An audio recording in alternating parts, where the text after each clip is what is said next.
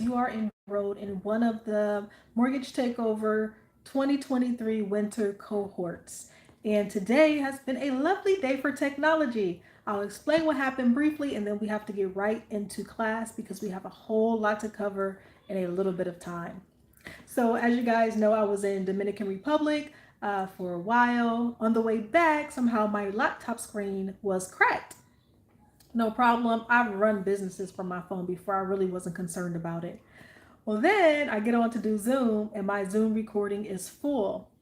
You cannot export the Zoom recordings from your phone. So, without having my laptop, I was not able to make room on Zoom. So, I thought, hey, no biggie, I'll just do a Facebook Live. Well, for whatever reason, I can't upload the full Facebook platform. I can only do Meta or Lite. So, I went ahead and downloaded the Lite, and you can't go live in the group from Lite. So I've been trying to troubleshoot for like an hour and a half, and I just don't have that kind of time to waste troubleshooting, right? You guys know I'm a very busy entrepreneur. There's no way I can just spend more time than that. That was already too much time, honestly. So I thought as a backup plan, I'd go ahead and do a YouTube video and then I'll just share the link with you guys. I prefer it to be live because I like the feedback and the energy is different. Sometimes when I do these pre-recordings, it feels like I'm just talking to myself and it gets a little weird and lonely on here. But hey, I'd rather have execution over excuses any day. So let's go ahead and talk about week one. We'll close the unit on planning and organization, and then we'll get started to move toward marketing, which we get right into marketing in week two. But before that, I like to start each class with an anecdote, a deal that I'm either currently worked on or have worked on. So I'll talk to you guys about a deal that we recently did. With this deal, I partnered with someone, and this was a property in Beaumont, Texas.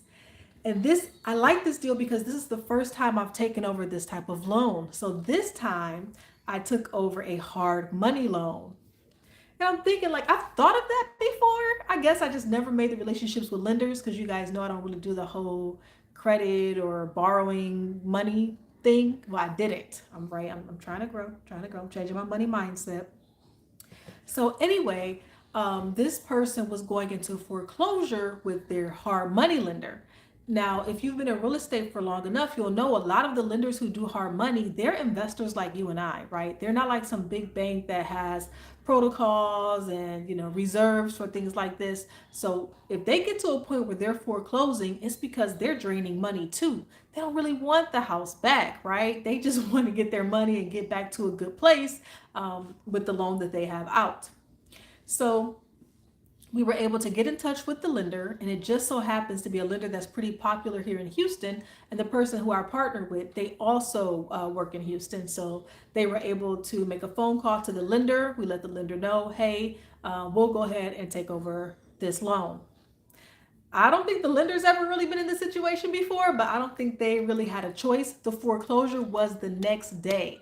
The foreclosure auction was the next day, sorry. And as a matter of fact, by the time our money was sent over to secure this deal, it was 2 hours before the auction was to happen. Okay, we sent the money over at 8 a.m. The auction was scheduled for 10 a.m. Like, oh, it was tight, it was tight, it was tight. So anyway, let me give you, man, this is a good one. I hope this doesn't sound scatterbrained, but this is new for me too, and it had a lot of layers to it. But that the layers is where the money is. So with this particular deal, like I told you guys, it was a hard money loan. The guy meaning the seller, took out the loan. He bought the house at a wholesale price, which is popular in real estate. Bought it at a wholesale price, and his goal was to flip the property and resell it. So he went and got a hard money loan from one of the local lenders here in the Houston area. But once he got the loan, just like tragedy after tragedy started happening, which is normal. Life happens, right? So I think he had some issues with his health. There was some deaths in the family. He had to go back to Florida to take care of that. Meanwhile, the house sat in Beaumont, not getting worked on. Now, this seller already, because he's a flipper, he already had like some of the contractors in place. Some of the permits were already in the process of being pulled. Like he got started. Things just stalled when things started to go left. Also, in addition to having this hard money loan out, he also had a $30,000 reserves out with the lender for the repairs, right, to get the house ready. And all that means is once you spend a certain amount of money, you just submit those receipts to the lender, and then that's it's called a draw, right? And that's how they give you the money back or reimburse you as you go for the flip. So I'm like, what a blessing, right? Not only do we have a loan to acquire the house, which had a ridiculous interest rate, but it's a hard money loan, but we also have money now to play with to get the house ready to go. Now we changed the exit strategy a bit. The person who bought the house, the seller who was flipping it, was going to obviously flip it, right? Get it ready for retail and resell it. Well, me and my partner, we both like buy and holds. We've been in this game for a while. We've done the flipping and all the fun stuff like that, and like, we just want our couch money, right? So we have decided to do the repairs, but to get it Section 8 ready. If you don't already know my relationship with Section 8, check out my YouTube. I don't want to turn this into a Section 8 tutorial, but it's my baby, it's my jam. So long story short, it took about $1,800 for us to send to the lender to stop the foreclosure. We took over the loan as is, and we also now have access to the reserves, so that we can get the house finished. Now, there was drama. There's always drama, in my opinion, in real estate, right? Like, for instance, we found out the house was on the demolition list because it hadn't been, the updates weren't happening and the permits had started, but they hadn't been pulled yet. So it didn't stop the city from doing what they need to do in terms of demolition, which made it a little bit crazy, right? But we were able to get in touch with the city and get that taken care of. So this is brand new. This deal, we literally just locked it down like a couple of weeks ago. We're still working through it. We're using the same construction guys that were already in place to get the work done, so we don't have to start over with that. We had a little bit of craziness. We had to get the house cleaned out because we left a lot of debris and things like that. So in getting the house cleaned out, we left the dumpsters there, or our team left the dumpsters there, and we didn't know the neighborhood that well, right? We don't live there. We've never like seen the property, and that's normal. I've done thousands of transactions where I never even saw the property. Same as my partner. He lives out of the country full time, right? Like we just are at a different place in investing where we don't want to be active, right? But we didn't know the neighborhood that well, and someone broke into the dumpster. And so when that happens, the person or the company who picks up the dumpster, they can't if there's things falling out or spilling over, if the dumpster door isn't fully closed. So we had to send the crew back out there, get all the stuff cleaned up around the dumpster, and then kind of like have some supervision going on to keep the dumpster safe so that it can get picked up. Needless to say, it all worked out. So the numbers on this one, the house, the ARV, God, I want to get these numbers wrong. A little cheat sheet. All right, the ARV for this one is 180,000, but it doesn't really make a difference because we're not really buying this one for equity or to flip it. We're buying this one for rent readiness. So the area rents for Section 8 there for a house like this, 4 bed, 2 bath, was about $1,400 per month. Right now, we are paying hard money at $1,300 per month. But the plan is to refinance out of that once the house is complete, so that we're obviously cash flowing on this baby. But yeah, so I'll keep you guys posted on that one, but I just think it's really cool to start each class with a real deal that's going on. And it's fun to answer the questions, and especially for deals like this, because I'm still kind of working through it myself, right? This is a new type of loan that I'm taking over. All right, so any questions that you have about that, when we meet again and we actually are live, bring them up. You can email me, put them in the group. I'll be more than happy to talk to you about what we're doing and how we are navigating these deals. How do we find this one? We found this one through pay-per-click. The flipper reached out and wanted to try to sell quickly. We were able to get the details of the deal and, of course, offer a subject to solution. All right, let's talk a little bit about planning. In week 1, everything that you did was all about planning, getting focused, and getting organized. I have taught this course so many times. Even before it was a formal course, I was teaching this. And I can tell you week 1 gets skipped the most, and that is the biggest mistake that you can make. Week 1 is the foundation of not only what your investment style is going to be like, but it is the foundation of your business, the foundation of the service you'll provide, and the foundation of the person that you are becoming. So if you don't do the activities in week 1, you're not going to be ready for anything that we're doing in the weeks to come. All right. Week one is all about focus. What are you doing? Why are you doing it? And how are we going to keep this sustainable for you? So in week one, you should have worked on a life plan, a business plan. You should have worked on some credibility and character. What is going to be your USP, your unique selling point? Who are you, right? And why should people buy your service? Is essentially what week one is all about. And it's about getting planned, because you cannot execute what is not planned, or it's going to just turn into you shooting shots in the dark, and it's not going to turn into anything profitable, right? Week one, if you have not completed week one, go back and do it. You know how I know most of you didn't do it? Because I log in and I can see where you are in terms of the modules. I can see when you don't finish the videos. Okay. Now, you didn't hire me to be your accountability coach, but that is just who I am and that's what I do. I need you to do week one. In week one, you should have already sent me a copy of your life plan. You should have already sent me a copy of your business plan. And if you didn't, you missed the opportunity for me to give you feedback on what might be more viable for you, and how to really tailor it down to who you are and what it is that your goals are in terms of your business and your life. You missed a golden opportunity because you chose not to get the work done in week one. There was a syllabus provided for you. There was a list of assignments that were due. There was a list of homework that was due.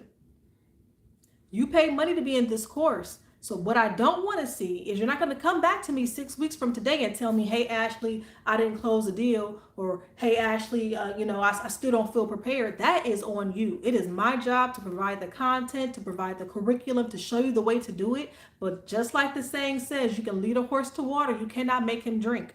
If you are failing to do week one, you are failing to do the basic foundational work that is needed for you to have a profitable business in the subject to community. And it says a lot more about you in terms of how you're going to run your business and how you're going to get these deals closed. If you can't show up for you for 1 week and get the work done, how on earth are you going to show up for your clients and customers who are trusting you to take over their mortgages that remain in their name? I need you to think about that, and I need you to get serious. If you didn't get serious in week one, let's buckle down and get serious in week two. I'm not your mom, so I'll stop with the lecture on it. You need to get it done.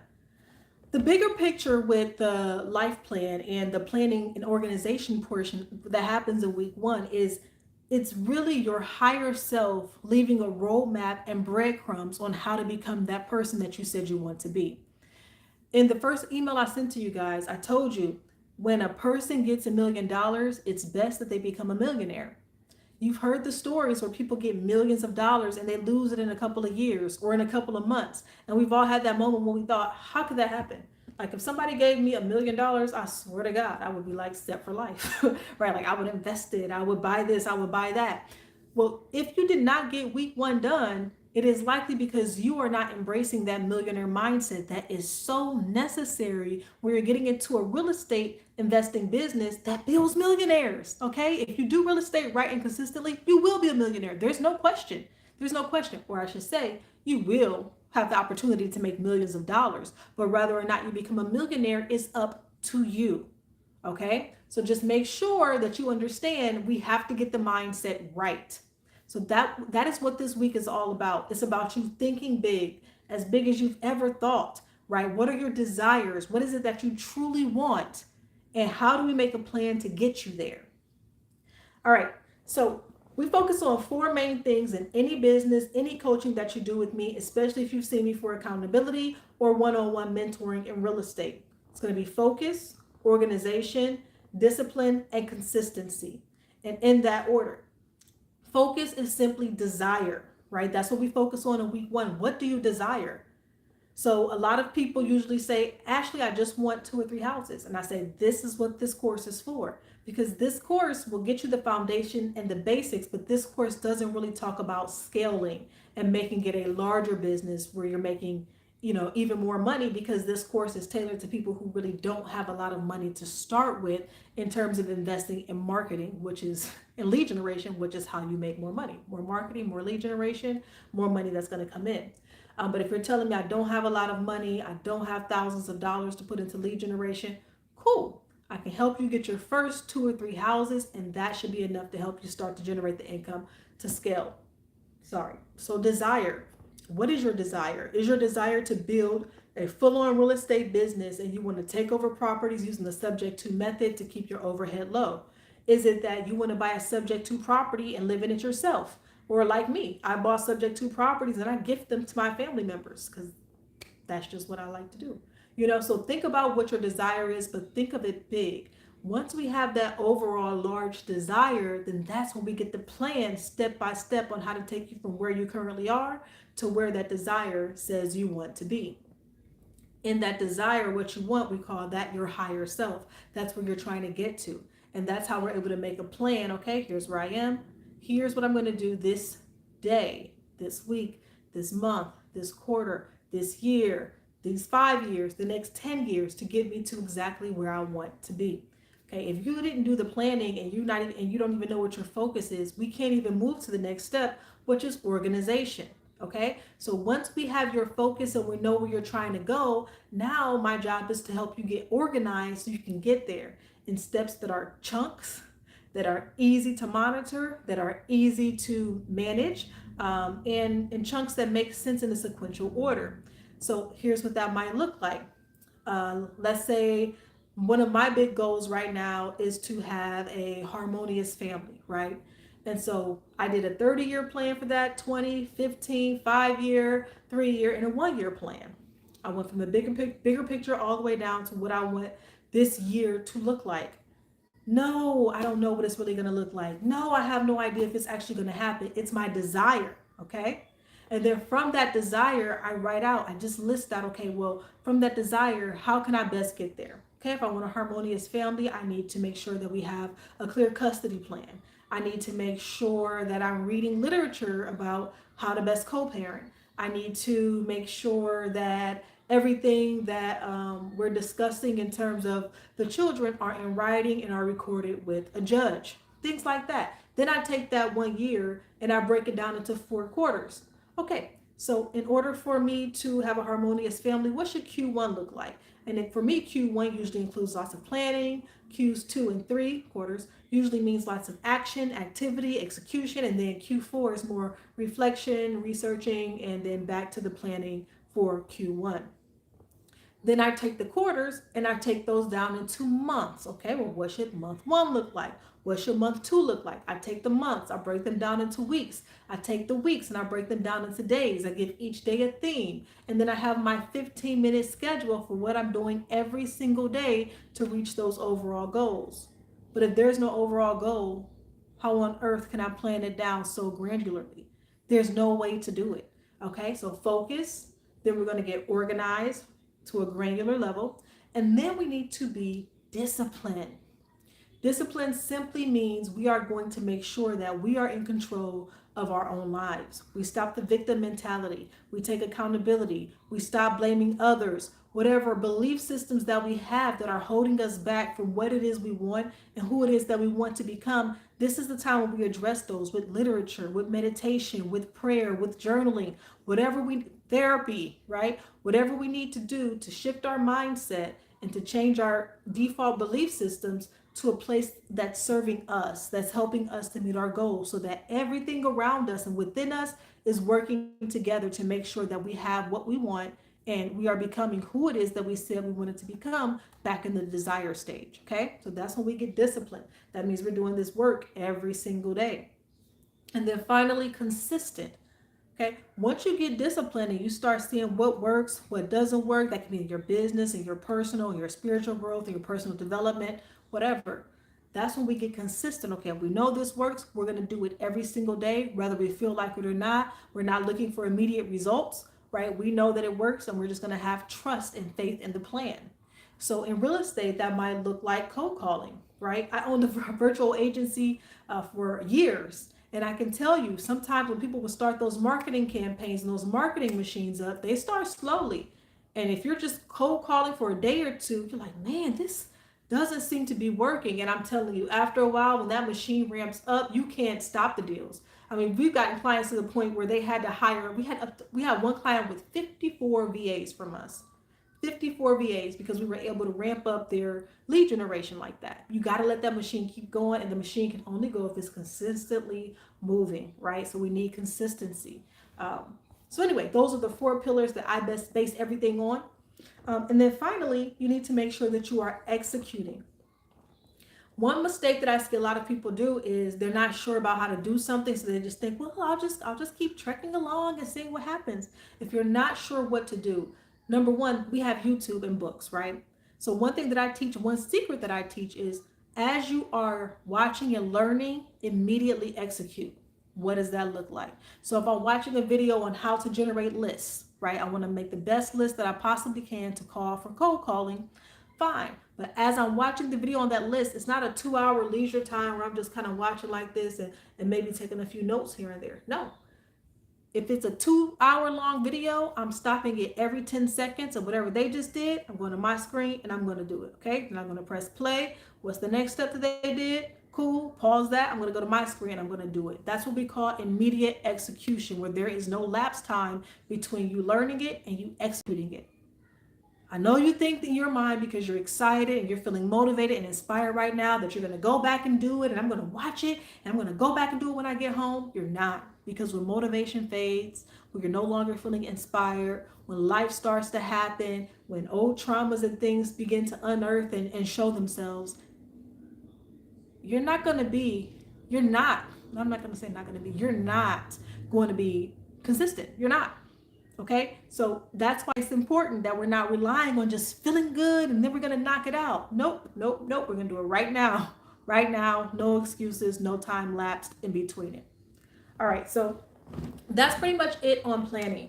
If you have not done the planning stage, if you have not done week one, you need to stop everything and go back and get week one done. I have seen this thousands of times. We're going to get to week 5 and 6 when the deals are rolling in, right? When people are calling your phone and people are ready to close with you and you're not going to be prepared. And then you're going to ask me to stop everybody else's growth and stop everybody else's lesson and go back to week 1 with you to get you prepared. And I'm not going to have time to do it. You can go back and watch the recordings. You can go back and watch some of these replays and do your best to piece it together. But it's not fair for you to ask me to stop everybody else's progress because you didn't do week 1 when everyone else was doing it.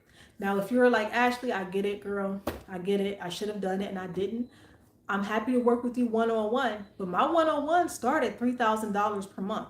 I am not cheap if you want me to stop, my other clients and make time for you, because that means I become one of your employees and I'm a well-paid employee. I'm going to be working for you. All right. So I don't mind going back to the drawing board with you. I don't mind going back to help you build your business, but it's not cheap. You got this course probably for a Black Friday sale. I know this course goes for no more than $4,000. That's the cap on it. So make sure that you're getting your money's worth, and make sure that you're just please, the course is in order for a reason. I just got to leave it at that. It's been 20 minutes. I feel like I've gotten on you guys enough about not getting week 1 done. Go ahead and please send me in your life plans, send me in your business plans, send me in your goals. I'm not sure now if I'll have time to go back and give you feedback, because now that we're in week 2, I have to shift my focus to marketing. So let's shift our focus to marketing. Oh, you're also used to the social media personality. You thought it was just going to be all rainbows. No, sweeties, no. I'm a real college professor. I work with college kids from age 17 to 57, 67, okay? I've heard every excuse under the book. I've heard every reason why you couldn't get it done. And after over a decade of working in education as an administrator, educator, college professor, I don't want to hear it. All right, I digress. Marketing. Marketing is where the money is made. So marketing is more planning, right? Marketing is simply, what is the plan? How am I going to get my product and my service in front of people? And advertising is the vehicle in which you do it, okay? So the big part of marketing is, here we go again with the plan. But a big part of marketing is planning, and it goes right back to the 4 pillars. In your marketing, you need to have a focus. Who are you talking to? What do you want them to know? What do you want them to buy? Okay? You need to have organization. At what point am I going to present? How am I going to present it? Who am I going to present it to? What's the best day and time to do it? Organization, right? What am I going to say? All right? Discipline. Understanding the discipline of what you're doing, the discipline of marketing. That's reading, researching. What mental blocks do you have that stops you from making sales? What mental blocks or lack of education do you have that you need to make up for so that you can be great at marketing and sales? And finally, consistency. The four pillars never stop. Consistency. Marketing, you have to be consistent. People need to see what you're doing over and over and over and over before they make a decision, before they can really feel like you're a credible person, and before they understand what it is that you really do and what you're actually offering to them. Okay? So, one of the things that you're going to have to do in week 2 is create an avatar. In marketing, we call in marketing, we call our audience an avatar. And essentially, you're trying to get down to who is the person that I'm likely going to talk to in my market. What do they want? What do they do? What do their lives look like? What do they respond best to? What kind of personality do they have? What is it that they want to see or hear from me in order to make a decision to buy or use my service? Okay, so your avatar needs to be specific. It needs to be specific. If you send me an avatar and tell me it's for everybody, we're going to have a big problem, okay? In marketing, whenever you hear anybody say that their marketing is for everybody, you can go ahead and just dump it in the trash. That means it's for nobody. If it's for everybody in marketing, that means it's for nobody, okay? I need you to get specific. How old are they? What is their ethnicity? What does their day-to-day look like? What do they like to do on the weekends? Do they have kids? Are they educated? Where did they grow up? What do they eat? Where do they shop? You need to get specific. The more specific you can get about this avatar, the more likely it is that when they see your marketing, they're going to respond to it. It cannot be everybody. Every avatar can typically require its own marketing campaign. And marketing campaigns are expensive, be it with time, resources, energy, or money. Okay. So every time you tell me, oh, I'm going to try another demographic, I'm going to try another avatar, I'm going to try another one, think of you having to create an entirely new marketing campaign. Pick one. The best way to do this is to focus, right? Goes back to the 4 pillars. Focus. Where do you want to buy? Why do you want to buy there? Okay. What's the demographic there? That's how we focus. Then we get organized when we start studying this person. Okay. What do they respond most to? Is this a mostly working class neighborhood? Is this a mostly Spanish speaking neighborhood? Is this an affluent Black neighborhood? You need to know exactly who you're talking to. Then it goes back to being disciplined, understanding who you're talking to. Okay. We do a lot of work in the different types of personalities. You can look this up yourself. You can just put in DISC, and there are some free assessments that you can do that give you some background knowledge on the DISC. But essentially, it says people have 4 main personality types. And so in sales and marketing, it's the psychology of selling. Who are we selling to? So knowing those personality types is definitely going to give you an advantage. The better you know them, the better you'll be at cold calling, sending out letters, having regular natural conversations. Because if you're not having conversations, you're not going to be having closings. You got to talk to people. Okay. And I'm the most introverted person in the world. So if I'm talking to people, you got to talk to people. But anyway, your avatar has to be clear. I should be able to read your avatar and imagine them in my mind because it should be so clear as to who you're talking to and who you're marketing to. That's important because you're going to have to choose a marketing avenue. I usually tell people to pick 2 or 3. There are hundreds. Do you hear me? Hundreds. Now, your course documents and resources, I give you a list of 86. But there are way more. That's just the list of 86 that was brainstormed one day that people put together, and but there's way more. But you want to narrow yours down to 2 or 3, and no, they cannot be random. Okay, that's why we need to know your avatar. We need to know where you are, where you're investing, so we know which marketing tactics or avenues is going to work best for them. So here's an example. There was a property that I had right outside of Houston, in a almost a rural neighborhood that was becoming a little more urban or suburban, really. Okay, I had to do my research. Number one, what I learned was most people who lived out there, they lived out there because it was close to the oil rigs that we have here near Houston. All right, cool. So I know they're high earning, right? But a lot of people in those neighborhoods in oil, they don't necessarily have education. It's just they've been working there for a long time. It's a high earning field, right? So although my marketing needed to speak to someone who was a high earner, it didn't necessarily mean it needed to speak to someone with a high level of education. I also learned that most of the people in that area were Hispanic, Spanish speaking. Okay. And just because someone's Hispanic doesn't mean that your marketing turns into Spanish speaking. I think that is just, do your research, right? This one just so happened to be mostly Spanish speaking. And then I learned what type of Hispanic person was living there, because there's different cultures, right? There's some Hispanic cultures that kind of mirror the Black culture, where the mother is the matriarch, she makes the decisions. There are other Hispanic cultures that mirror a more patriarchal hierarchy, right? Where the dad makes the decisions, he has the final say so. This one happened to be more patriarchal. So I knew I was marketing to a man who was Spanish speaking, who was making good money, might not be super educated, but obviously smart, because he's in a pretty dangerous field. Most of them had children, because there was parks, lots of parks neighborhood. Look at the city planning guide too. Jim.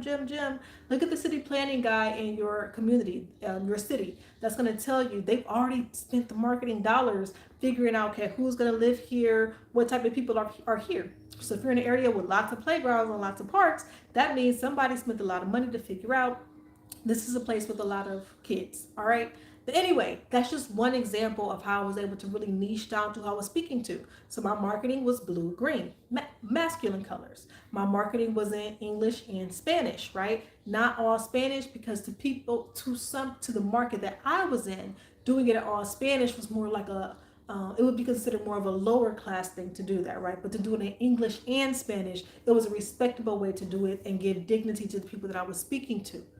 Listen, this is deep. This is deep, okay? So it's not just throw some words on a sign and put it out there, although that can work for certain demographics, do your research. But this is really thinking about who you're talking to and taking the time to speak to them the way they want to be spoken to, okay? You need to know your strengths. You need to know your strengths. If you are not a get in front of the camera type of person, then don't make your marketing around you getting in front of a camera.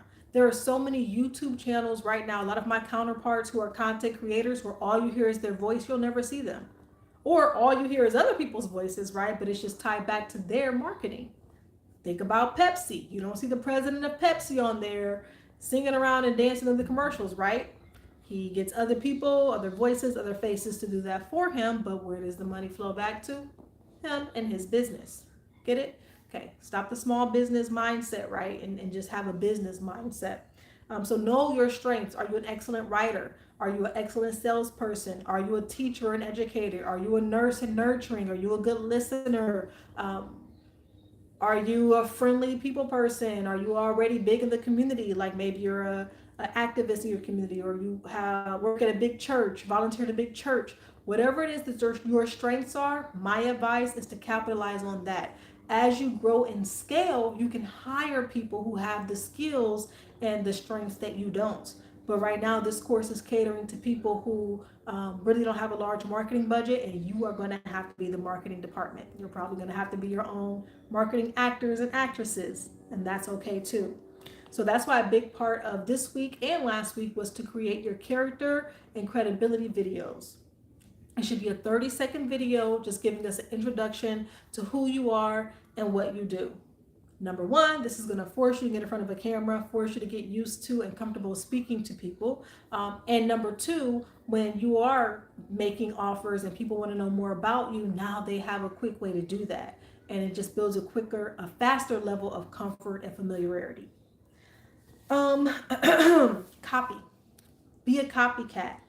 You are not the only investor in your area, okay? You're not the only investor in your area. So look and see what the other investors are doing. You need to go to your local RIAs, your real estate investor associations. They have meetups. A lot of them are online now, or you can go face to face and just listen. Listen to what the other investors are doing. Is everyone talking about bandit signs? Is everyone talking about Facebook ads? Is everyone talking about door knocking, magnets on your cars, cold calling? What are the other people who are investing in your area? What are they doing? Because it's likely they've already spent the thousands of dollars on marketing to figure out what works best. So copycat them. They've already spent the money on it. It's not random. They're not doing it because it's trendy today. They're doing it because they spent money and time researching what works best. Do what the other big dogs in your neighborhood do what they're doing. Okay. And then finally, marketing means nothing if you're not getting in front of people. Okay, my best way of marketing is through education because obviously I'm an educator. I have a master's degree in education. I've been a college professor. I've been a school principal. I've been a school assistant principal. I've been a teacher. So education is what I own a real estate school, right? Education is what I do. So you'll notice a lot of the people who reach out to me, they reach out to me initially because they want education. You like, for instance, you've probably heard some investors say how to stop foreclosure, right? They're also using the education niche where I'm not saying I want to buy your house. I'm just saying if you happen to be in foreclosure, I know how to teach you or give you the skill set to get out of it. Okay. So I use education. Are you an educator? Do you train people at work? Are you a stay-at-home mom? You're used to teaching and training your children. Do you feel more comfortable being on the side of here's all the information that you need to make a better decision? That education might be your niche. We also have infotainment, right? Are you funny, goofy? You like doing reels? You've always been interested in acting? Do that. Are you a singer or a dancer? Get on TikTok and do that. Whatever your thing is, do it. There are so many entry points. I'd be on here for hours and hours trying to break down all 100 of them, but guess what? You can just get on YouTube or buy a book. Education is the hack, and it will tell you many, many ways. You can pick the way that you want to do it and then narrow down on that niche on YouTube or in a book and learn how to do it and do the immediate execution. You're not going to watch 100 of them and then say, I want to go back and do it now that I know. You're going to watch them, pause, do it. Watch them, pause, do it. Watch them, pause, do it. Okay. We want to have action. We want to have things done by the time we finish putting in the mental work of watching it and learning it. So, some things to expect in week 2. We already kind of talked about the avatar. Send it to me. I can check it for you. I can give you some feedback and let you know if you're on the right track. I can even sit with you and help work through some of it with you. Do not sleep on the accountability that you can have within this group. I think this cohort has like 8 people registered in it. That's plenty. You guys get on a Zoom together and you guys can say, hey, for an hour or next Wednesday, let's get together and knock out our avatars. Or if 3 of you say, hey, cold calling is our way, then the 3 of you need to get on the phones together for 4 hours, hop on a Zoom and just cold call together for 4 hours. You leverage this group because now you're in a group of people who have the same mindset as you, who have the same goals as you, and you guys can leverage each other's strengths and time and valuable assets and skills to really fast forward your investing. Your phone is going to ring, okay? Your phone's going to ring during this week. Get ready for it. I already know what you're going to say because I've taught this class a million times. You're going to say, Ashley, I don't know what to say. Ashley, I don't feel that comfortable with it. Ashley, I'm not sure if I'll be able to navigate the conversation. So let me just make some things a little simpler for you. Number 1, in subject 2, you're not closing a deal in one conversation, okay? The purpose of the first phone call really should just be building rapport, letting them know you're a real person, maybe some credibility and character baselines being shared. Don't try to close on the first phone call. So although your phone might start ringing this week, it doesn't mean that you need to know every single thing there was ever needed to know about subject 2 in order to navigate that conversation. That's number 1. Number 2, some of you are going to start struggling with imposter syndrome. Oh, I'm telling this person I'm an investor, but I haven't invested yet. I'm telling this person that I want to do subject 2, but I haven't done subject 2 yet. That's imposter syndrome. And you got to get past that because now that you're on this new trajectory and mindset, you're going to be leveling up very often. And if you can't shake the imposter syndrome down here, it's going to be very difficult for you to shake it when you get up here. It's just going to follow you. Do some research on imposter syndrome. Do the work. That's part of the discipline, right? Do the work and do whatever you need to do to get past it. Because what I don't see is when somebody goes to McDonald's and they become a cashier at McDonald's, they don't say, well, I really don't feel like a cashier. I've never cashiered before. No, they get behind the cashier and guess what? The cash register, they suddenly feel like a cashier and they act and behave like one. So I need you to be a McDonald's cashier. When they had cashiers, everything's kiosk now. You see what I'm saying? Be a Walmart cashier. Dang, they didn't have cashiers anymore. You get the point, right? Whatever you say you are is what you are, and that's now how you need to behave. Drop the imposter syndrome. And then finally, if you are getting to a place where you're like, no, I think this is happening, I'm actually closing a deal, that's what you have me for. Reach out to me. I'll step in, I'll help you out, we'll figure it out. But all I need you to do right now is to get that marketing plan together, figure out how you want to market, who you want to market to, and etch out some time for it. And then finally, I need you making offers. You got to start making offers in this week. Usually, in every cohort, not every, I would say 90% of cohorts, by the time we get to week 6, we already have somebody with like a real deal ready to go. It always happens because we start the marketing so early on in this course. Okay, so I want to make sure that you guys also have that opportunity, and that starts with making offers every single day.